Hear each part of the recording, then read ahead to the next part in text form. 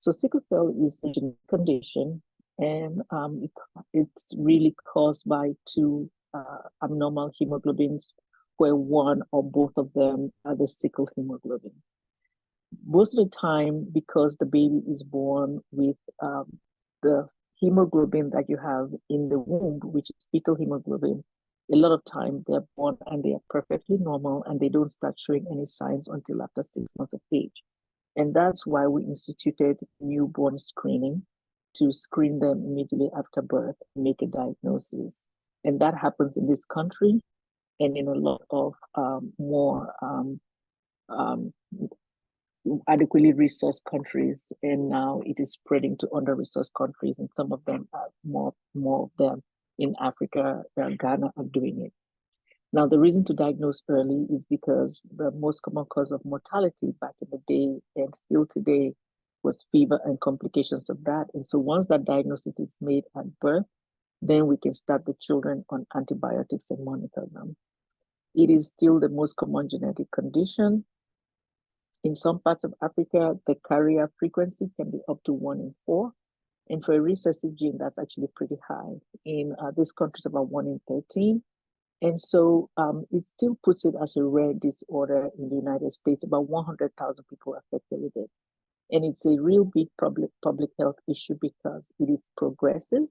From the time you're born, it's fever, infection, and complications just continue to evolve as they get older and older. And in adults, there's a lot of multiple organ involvement, which reduces the lifespan, causes earlier mortality, and causes a lot of morbidity and burden both on the patient and on the healthcare system.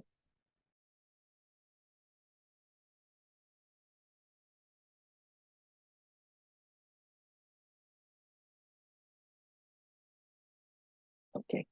The care team varies if you're a child or if you're a grown-up. The pediatric side has a little bit more resources. So let's start from the childhood period. The childhood period, most centers that provide sickle cell care usually have a hematologist, a pediatric hematologist, oncologist. In most places, it's not specific. In much bigger centers like urban centers that have over 1 million people, like Atlanta, Philadelphia, they may have someone who specializes in sickle cell disease, but that's not required. General hematologists, oncologists take care of patients with sickle cell disease because it's, like I said, a chronic condition that is unpredictably unpredictable in its, pain and, fever onset. Is rather disruptive, and you need a lot of support. You need psychosocial support. You need a social worker. You need, and then we also have psychologists because it's traumatizing, the pain, and you can have strokes and involvement in the brain. And so school difficulties, you need a teacher, you need a psychologist, you need to do neuropsychological testing, and that kind of extensive support. And of course, you need nursing. And now we're relying more and more on advanced practice providers like nurse practitioners. Now, as the patients get older and older, the school support, the psychological and the neuropsychological support becomes more and more imperative. However, after they transfer to the adult providers, age group, in the process, which is transition, that starts actually, we prepare them from as early as 13, 14 to start having a discussion of you're going to grow and you're going to go to the big people side. On the adult side, the resources are not as generous. They are more sparse. We have fewer and fewer adult hematologists or adult hematologist oncologists who are willing and able, have the bandwidth to take on sickle cell patients. We also do not have a lot of the supportive resources. They don't have as many social workers. They don't have as many psychologists and neuropsychologists like we have to support this progressive disease. And then the patients end up with chronic pain. So that is in a broad kind of looking at the care team that is needed. And even in pediatrics, that if you compare with the adults, it appears like we are over-resourced. In real time, even those resources still fall short of the amount of intensive care or intensive case management and coordination of care that is needed to really adequately support these patients.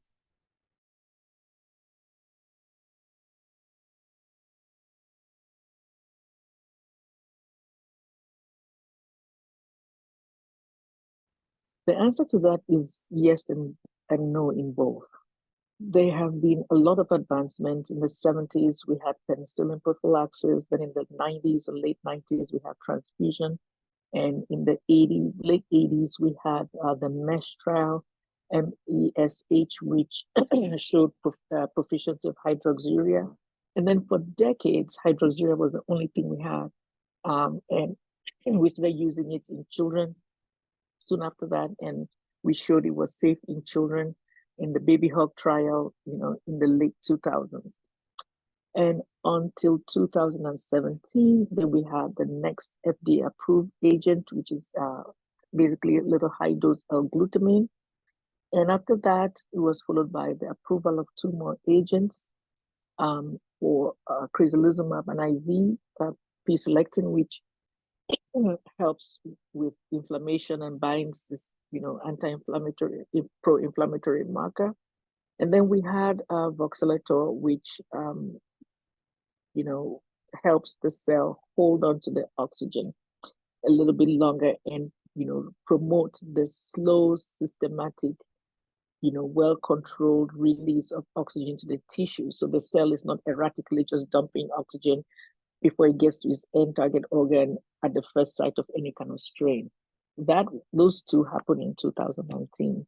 The field has been very active since then, and we have the approval of two gene therapy agents. One of them is a CRISPR-Cas9 based approach for hemoglobin F fetal inducer, and the other is a viral vector method of gene therapy. So with those approvals, however, the road to approval of gene therapy has been slow and has been arduous. But prior to the advent of gene therapy, we've been using hematopoietic stem cell transplant for patients with sickle cell disease. And that was shown from the 80s serendipitously. And the best donors are those who have a full sibling. If you have a full sibling donor, that is the closest you can have to a full immunological match. But unfortunately, less than 20% of patients who have sickle cell disease will have both a full sibling and at the same time, for a recessive gene, a sibling who does not have sickle cell disease. So that puts your probability about 3 out of 16 probability of you having sickle cell disease and having a matched full sibling allogeneic donor for stem cell transplant. So that therapy has just not been available to everybody. In the field of transplant too, we have been looking at alternative donors before the advent of gene therapy. And so the transplant field has been active, looking for ways of making alternative donors better, safe, and managing those complications. So what are alternative donors? Either haplo, everybody has one parent, hopefully. If they both do not tragically, suffer some demise, it's either a mother or a father. But then you're dealing with a half or 5 out of 6 at best, like in thalassemia, if there's consanguinity. But most of the time, it is a half match. And so the complications of that, the graft versus host, are really, really bad. The other is match unrelated donor transplant. And patients who are minorities just don't have as many donors. So trying to make those donors more available actually put the downward pressure on us having more and more advances in gene therapy. Now, gene therapy, with the two approvals that happened last December, almost back to back, the issue is also cost availability and generalizability based on how severe the patients are. So it's still going to be a long time before either of these therapies. On the drug development front, there are medications still in development, and we have two which are active now, pyruvate kinase agonists. And so those ones, the RISE trial and the hibiscus trial are also in progress. And they will continue to use, hopefully, hydroxyurea and different drug combinations as disease-modifying agents for patients who are not eligible for stem cell transplant or do not have a donor available, and are also not eligible for gene therapy. So the field is active, and we have a lot of hope on the front of curative therapies and disease-modifying agents.